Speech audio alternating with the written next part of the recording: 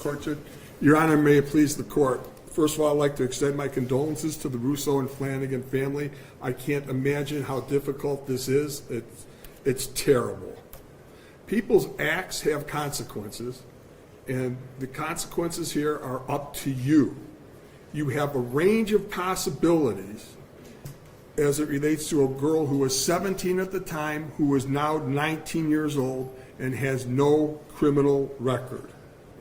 And as you so correctly pointed out in the opening, the decision when she gets out is up to the parole board.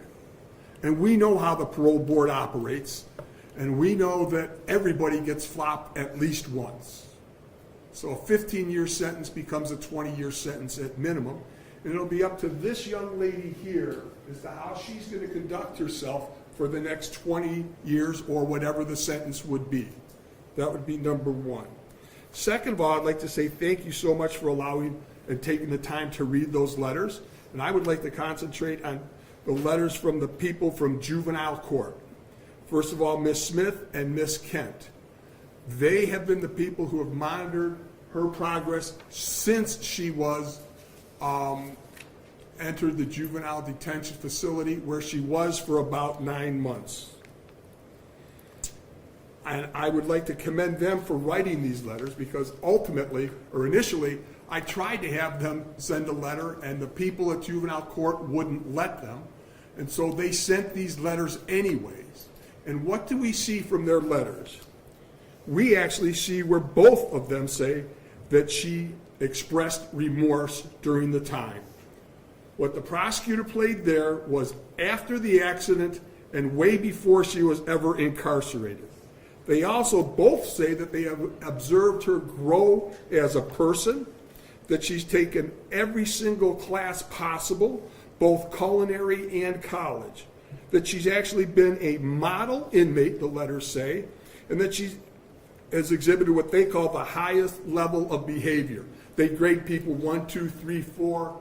The better your behavior, the higher the number. She has always received the highest number. She's also been receptive to counseling, and as Ms. Kent said, she has been making amends. I'd ask you to pay special attention to the letter from Kelly Leitner that I think talks about certain, she cites certain things.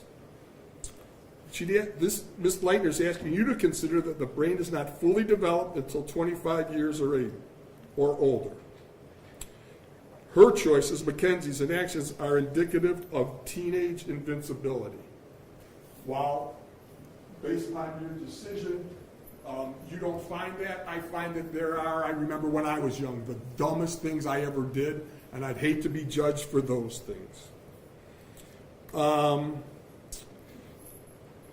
So really now I'm going to give you my observations, because I understand what you talked with Mackenzie's mother about acceptance of responsibility, etc.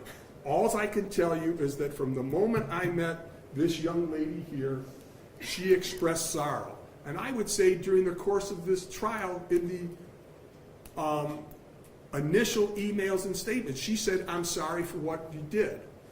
The prosecutor has said that she hasn't accepted responsibility. Well, as you remember, during the course of this trial, our defense was that it was a reckless homicide. That's taking responsibility for what she believes happened. So I would respectfully disagree with that. I've seen her express true remorse in the times that I met her in jail, and I don't think it's self-serving. I'm going to say as an officer of the court that I feel very confident saying that she has expressed true remorse. So ultimately, another thing that you have to ask for is the likelihood of recidivism, etc. Based upon all of those things, I respectfully request that you run the sentences concurrently. Thank you. Is there anybody else that wants to speak? Not on behalf of the state, Your Honor. No, Your Honor.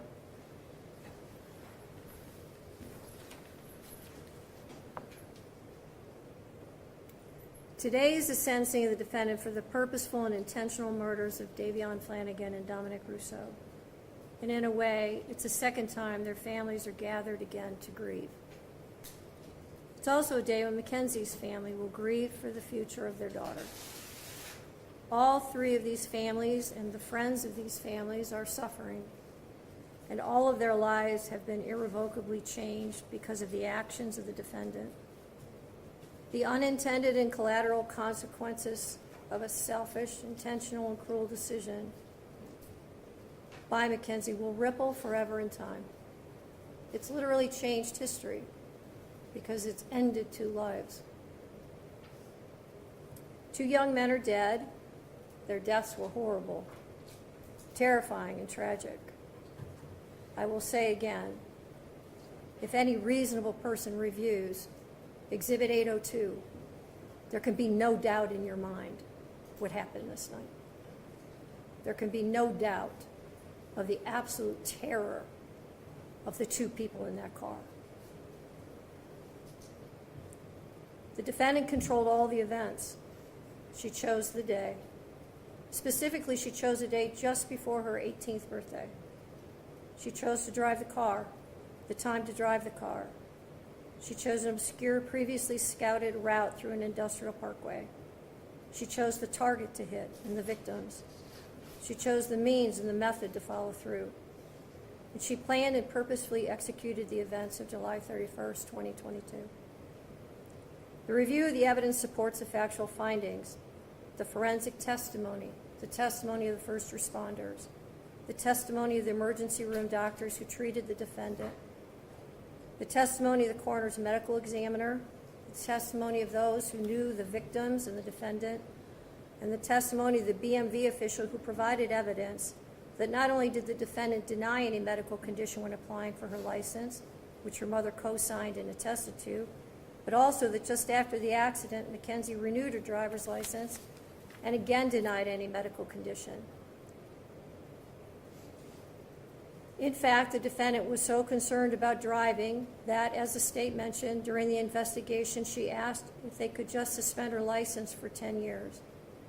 It is hard to fathom how a person could be concerned about their driving privileges, having just been responsible for the deaths of 2 people. There was no medical condition that caused this as an accident. There was no mechanical failure of the car. The record is clear on the facts and the evidence. Her mother's uncorroborated statements without any medical testimony or records is not persuasive. It is also important to remember that even if Mackenzie intended to also die in this crash, that is irrelevant. A failed suicide attempt is not a defense to murder. And even in a murder-suicide attempt, when the perpetrator executing the plan survives, the other death or deaths are still murder. There's only one person who's responsible for the pain of everyone in this room, and that person is you, Mackenzie. Nobody else is responsible. This isn't the fault of Dominic's family or Davion's family or your family. And I know that each of you have asked your questions to yourselves, what if? What if I had done this or that? The truth of it is, none of us can control the intentions of another. And when there is a purposeful intent to harm or kill someone, it is the perpetrator alone who bears the responsibility for the choice and the consequences and the harm that follows. The difficulty for sentencing today, honestly, is whether or not I believe you should get consecutive sentences.